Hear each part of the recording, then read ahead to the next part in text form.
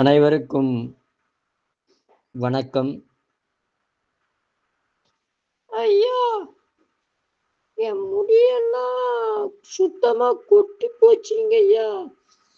வழுக்க விடுறதுங்க ஐயா பாக்கி. வழுக்க விழாம இருக்கணுங்க ஐயா. முடி கொட்டாம இருக்கணும். அதுக்கு ஏதாவது சொல்லுங்க ஐயா.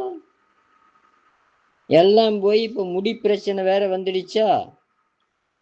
முடி பிரச்சனைக்கு வர்றதுக்கு காரணம் பார்த்தீங்கன்னா டென்ஷன், மன இறுக்கம், மன உளைச்சல். அதுமாக மிளகா பொடி போட்டு அதிகமாக சாப்பிட்றது, காரம் ஜாஸ்தியாக சாப்பிட்றது. முதல்ல பச்சை மிளகா, வர மிளகாய நிப்பாட்டுங்க. நிப்பாட்டிட்டு அதுக்கு பதில் காரத்துக்கு பதில் மிளகு, கிராம்பு, இது மாதிரி காரமுள்ள இயற்கையினுடைய சித்தர்கள் சொன்னடி பழைய உணவுகளை மாற்றுங்க. அதுக்கப்புறம் நெல்லிக்காய் இருக்கு பார்த்தீங்களா?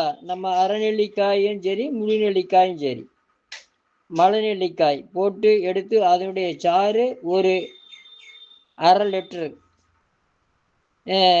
தேங்காய் துருவல், முத்திய தேங்காய் துருவல் ஒரு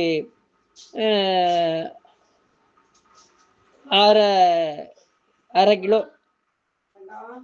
இதைய சுத்தமான தேங்காய் எண்ணெய் ஒரு 1/4 லிட்டரு வாங்கி அதைய நல்லா அடுப்பில் வச்சு